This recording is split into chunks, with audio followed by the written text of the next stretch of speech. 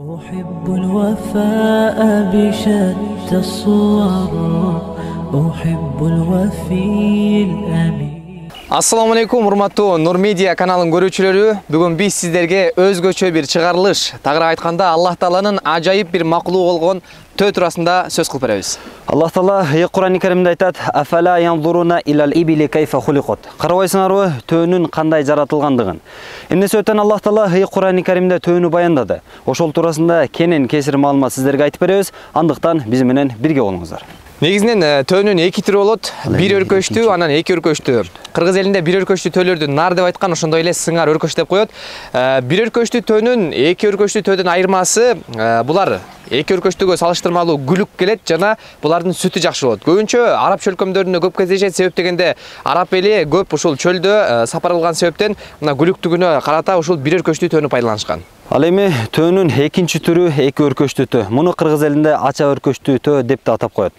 Бул төөнүн өзгөчөлүгү эти даамдуу болот жана Орто Азияда көп колдонулат. Себеби Орто Азия эли көчмөн калк болгондуктан бул төөнү көп колдонушкан. Дагы билип алчу нерсе, төөнүн эркегин буура дей турган болсо, ал эми ургачысын инген деп дагы атап коюшкан. Дагы биле турган өзүнчө бир төөдөгү өзгөчөлүк төөнүн өркөчүндө. Тагыраак айтканда төөнүн семиздигин билүүдө.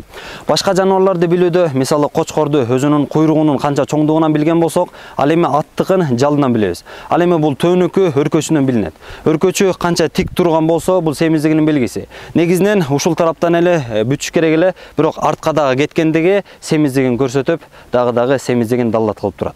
Ал эми чоң төөлөр ушул өркөчкө 150 кг чейин май топтой алат. Төөдөгү дагы бир өзгөчөлүк анын туягында. Бул төө негизи ача туяктуулар түркүмүнө кирет.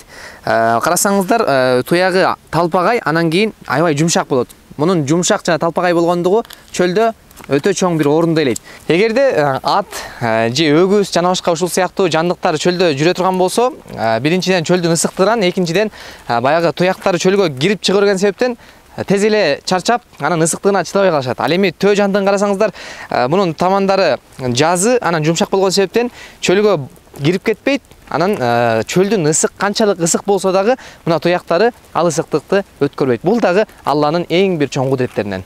Кийинки биле турган дагы бир өзгөчөлүк төөнүн көзүндө жана мурдунда. Төөнүн көзүндөгү өзгөчөлүк кээ бир изилдөөчүлөрдүн айтуусу боюнча көзүнүн үстүндө 3-4 катар кирпик жайгашкан. Ошол 3-4 катар кирпиктин себебинен борон чапкын болгон учурдагы учуп келаткан кумдардан сактанат деп айтышкан болсо, ал эми кээ бир изилдөөчүлөр көзүнүн сыртында чел кабык капталынган. Шамал болгон учурда учуп келаткан кумдардан ошол чел кабык аркылуу сактанат дешет.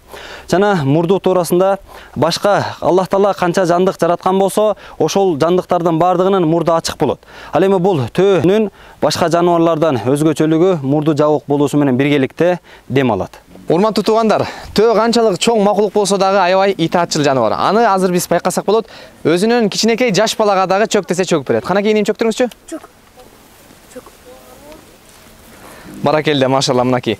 Чөгүшү да бир өзгөчө. Макхул радияллаху анху Термизи шарифте сүйүктүү пайгамбар саллаллаху алейхи ва салламдан ривайет кылат. Пайгамбар саллаллаху алейхи ва саллам айтты: "Ал-муъминуна хайюнуна лайинун кал-джамалил аниф ин қидан қада ва инуниху аля сохротин истанаху." Момундар итаатчыл, жумшак төө сыяктуу. Эгер төөнү чөктүрсөң чөгөт.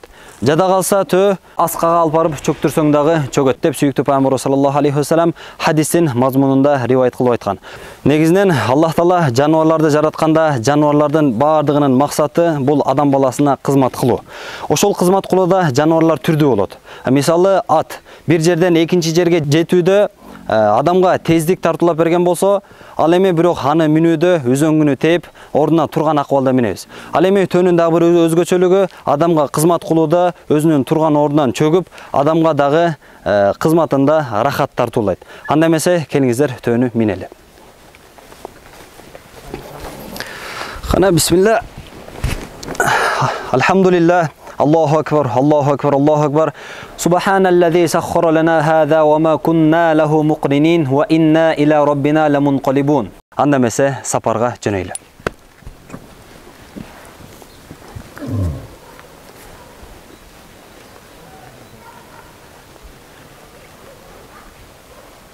Негизинен төөнү арабтарда сафинату сохро деп коет, чөлдүн кемеси деп. Себеп дегенде мурдакы доордо көчүп конуу, сапар иштеринин бардыгы мына ушул жандык менен болгон. Себеп төөдө эң чоң Алланын кудурети бар. Бул төө 10 күндүн тегерегинде суу ичпей, 1 айдын тегерегинде эч кандай чөп жебей жашай алат. Жана дагы өтө бир катал климаттарга дагы денеси абдан чыдамкай келет. Төөдө ушундай бир жөндөмдүүлүк бар, өзүндөгү денесиндеги температураны эгерде күн ысып кеткен болсо төмөндөтүп коюуга, эгерде күн сууп кеткен болсо жогорулатып коюуга дагы жөндөмдүү. Анан билесиздер, мурдагы заманда соодагерлер дагы мына ушул төө менен гербен болуп алып өзүнүн соода саттык иштерин кылышкан. Эми канча жүк көтөрөт жана канчалык аралыкка чейин. Негизинен эң эле күчтүү мыкты төө дээрлик 1 тоннага жакын жүк көтөрө алат. Ал эми орточо төөлөр өзүнүн салмагын жарымын көтөрө алат. Ушул жүк менен 1 күн кечке 40-30 чакырымды басып өтөт. А эгерде жөн эле үстүнө бир адам отуруп кеткен болсо же өзү эле баскан боло турган болсо, анда оңой олтоң эле күнүнө 100 чакырымды басып кое алат. Кыргыз элинде дагы төө туурасында жакшы бир накыл сөздөр, макал лакаптар айтылган. Бирде жигит төө минет дейт, бирде жигит жөөжөт дейт. Негизги бул макалдын мааниси адам баласынын жашоосунда түркүн акыбалдар болуп турат. Кээде ысык, кээде суук, кээде жакшы, кээде жаман, кээде ачуу, кээде таттуу дейт. Демек адам баласы ар бир акыбалда төө мингенде дагы, жөө жүргөндө дагы Аллага шүгүр айтыш керек. Мына ушундай бир жакшы мазмундуу макал лакаптар дагы төө туурасында кыргыз элинде жок эмес. Эми бул төөнүн дагы бир өзгөчөлүгү, башка жаныбарлар өзүнүн баласын курсагына 8 ай, 9 ай көтөргөн болсо, ал эми бул төө өзүнүн ботосун башка жаныбарлардан өзгөчөлөнүп 12 ай толугу менен 1 жыл өзүнүн курсагында көтөрөт. Аллах Таала Кур'ан-ы Каримде айтат: "Афала янзуруна илал ибили кайфа хуликат." Карабайсыңарбы төөнүн кандай жаратылгандыгын деп. Эмне себептен Аллах Таала башка жаныбарлардан өзгөчөлөнүп шуну төөнү айтты? Себеби Тафсир Байдауи китебинде келет, төөнүн жаратылганы башка жаныбарлардан өзгөчө болуп, пайдасы көбүрөөк болгондук себептен Аллах Таала төөнү баяндаган.